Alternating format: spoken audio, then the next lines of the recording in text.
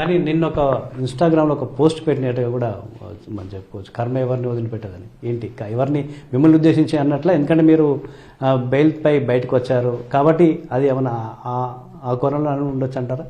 లేదు, ఇప్పుడు ఎట్లా తండ్రి లేదా పెద్దోళ్ళు ఎట్లా మీరు మంచిగా ఉంటే చాలు అని అనుకుంటాం, కానీ నా కర్మ బాగాలేదు పోతా, మళ్ళీ నా కర్మ అనుకూలంగా లేదు మళ్ళీ పోతా, మళ్ళీ కోర్టు నన్ను మళ్ళీ పై హయ్యర్ కోర్టులో నాకు మళ్ళీ శిక్ష పడితే నేను శిక్ష నేను అనుభవించాల్సిందే.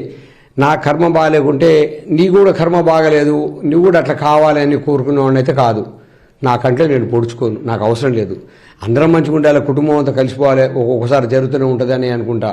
అంతేగాని నన్ను నువ్వు వ్యతిరేకించను, నాకేదో పోస్ట్ పెట్టి అవన్నీ ఏముంటాయండి, కోపం ఉంటే వస్తుంటాయి. కానీ ఒక్క ప్రేమ వ్యవహారం ఎంతో చాలా చాలా కుటుంబాల్లో విషాదాన్ని నింపింది. మీరిద్దరు ఆడపిల్లల తండ్రి, ఏం చెప్తారు? పిల్లలు ఎవరైనా సరే కొంచెము పేరెంట్స్ తోటి ఒప్పించి పెళ్లి చేసుకోండి. కొన్ని రోజులు కాదు, కొన్ని నెలలైనా ఆగండి. మెచ్యూరిటీ రావాలి, ఏదో లైఫ్లో సెటిల్ అవ్వాలి, ఉద్యోగం చదువు అయిపోవాలి. చిన్న చిన్న వయసులలో ఇంటర్మీడియట్లో 10th ఆకర్షణకు లోబడి పెళ్లి ప్రేమ గీమ అనుకుంటూ చేసుకుంటే మాత్రము అది భవిష్యత్తులో చాలా నష్టపోతారు. దయచేసి పిల్లలకి నేను చెప్పేది, నా రిక్వెస్ట్ ఏంటంటే, ప్రేమ మీ ఇష్టం, అది ఎవరైనా ఎవరి ఆలోచన బట్టి చేసుకోండి, కానీ పెద్దలని గుర్తుపెట్టుకోండి. మనం ఏం చేసినా సరే పెద్దలని తల్లిదండ్రులు గుర్తుపెట్టుకుని వాళ్ళకి మంచి జరుగుతుందా చెడు జరుగుతుందా, వాళ్ళు తట్టుకోలేస్తారా లేదా అని ఆలోచించి మీరు నిర్ణయం తీసుకోండి. అల్టిమేట్గా ఒప్పించి పెళ్లి చేసుకోండి. అప్పుడే ఆ కష్టమైన ఆపదైనా ఇబ్బంది అయినా సరే తల్లిదండ్రులు అటు సైడ్ కానీ ఇటు సైడ్ కానీ వాళ్ళు అరే నా పిల్లలకి ఇబ్బంది అవుతుంది కదా అని అంటారు తప్ప, ఎదిరించి చేసుకున్న తర్వాత ఒక 10% ఉంటారు సక్సెస్ అయిన వాళ్ళు.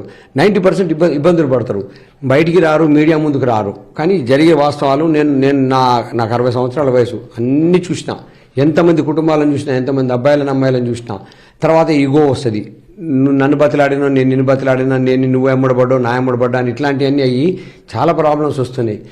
ఈ లవ్ ఏమైనా చేసుకోవద్దని నేను చెప్పట్లేదు, కానీ నా మనసుకి నా పర్సనల్గా మాత్రం లవ్ అనేది ట్రాష్, ఆకర్షణ.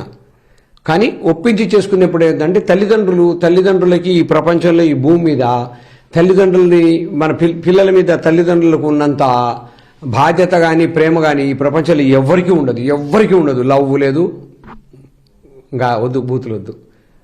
అంటే ఎందుకు ఉదాహరణ చెప్తున్నా అంటే, మీరు మాట్లాడడానికి అవకాశం ఇచ్చారు, జరిగే విషయాలు ఎవరు చెప్పుకోరు, ఒకరికొకరు మాట్లాడుకోరు, అంతే తెలిసిందే.